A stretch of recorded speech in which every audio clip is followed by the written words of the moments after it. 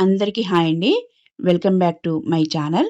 ఈరోజు రెసిపీ వచ్చేసి యమ్మీగా ఉండే టమాటా రైస్. ఇది లంచ్ బాక్స్‌కి చాలా బావుంటుంది.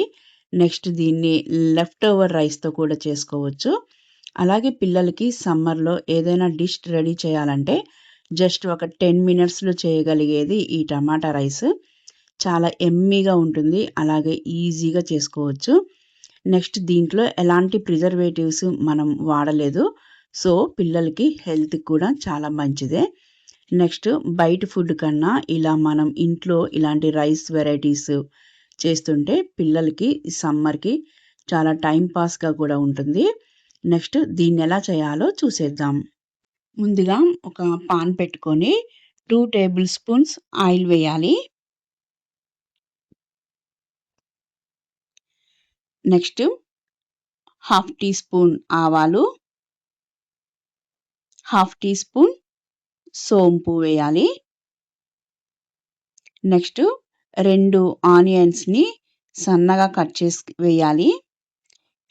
వీటిని ఒకసారి కలిపాక ఇందులోకి ఫ్లేవర్ కోసం కాస్త కరివేపాకు వేయాలి.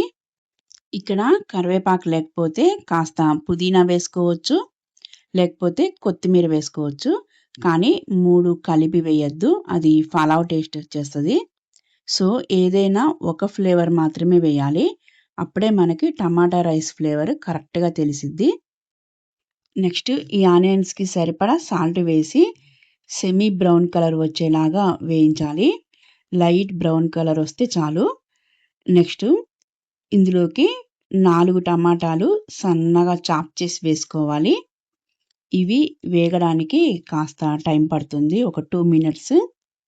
ఇవి సాఫ్ట్‌గా అయ్యేంత వరకు కదుపుతూనే ఉండాలి. ఒక 2, 3 మినిట్స్ అయితే మనకి సాఫ్ట్‌గా వచ్చేస్తాయి. నెక్స్ట్ ఇందులోకి 1 టీ స్పూన్ అల్లం వెల్లుల్లి పేస్ట్ వేసి బాగా కలపాలి. నెక్స్ట్ ఇందులోకి హాఫ్ టీ స్పూన్ పసుపు వేయాలి. 1 టీ స్పూన్ కారం వేయాలి. అలాగే ఫ్లేవర్ కోసం half table spoon garam masala వేసి కలపాలి. సరిపడా సాల్ట్ వేయాలి. ఇవన్నీ బాగా కలిపాక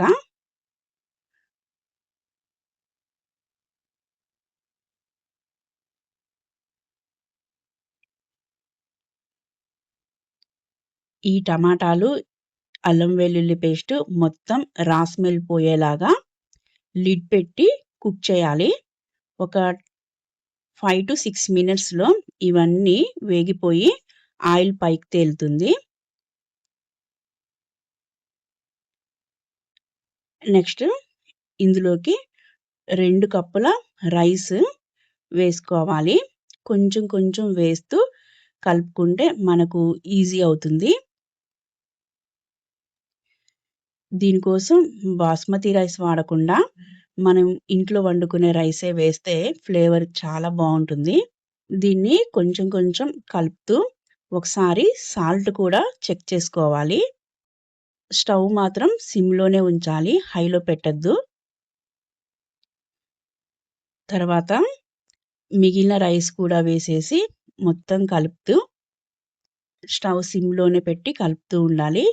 ఇందులో టమాటా కెచప్ అని, వెనిగర్ అని ఏమి వేయొద్దు.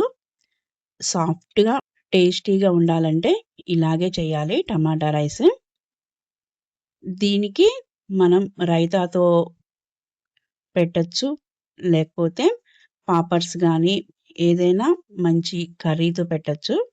ఇలా మైల్డ్‌గా చేసుకుంటే ఈ సమ్మర్‌లో మనకి లైట్‌గా ఉంటుంది టమ్మీ.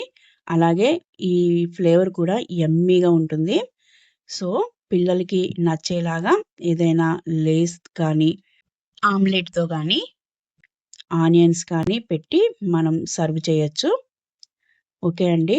నా టమాటా రైస్ రెసిపీ మీకు నచ్చిందని అనుకుంటున్నాను. మీరు కూడా ట్రై చేయండి. చాలా బాగా వస్తుంది. అలాగే లెఫ్ట్ ఓవర్ రైస్‌తో కూడా చేసుకోవచ్చు. నా వీడియో మీకు నచ్చినట్లయితే please like, share and subscribe my channel. మరిన్ని మంచి మంచి వీడియోస్‌తో మళ్ళీ కలుద్దాం. Thank you for watching.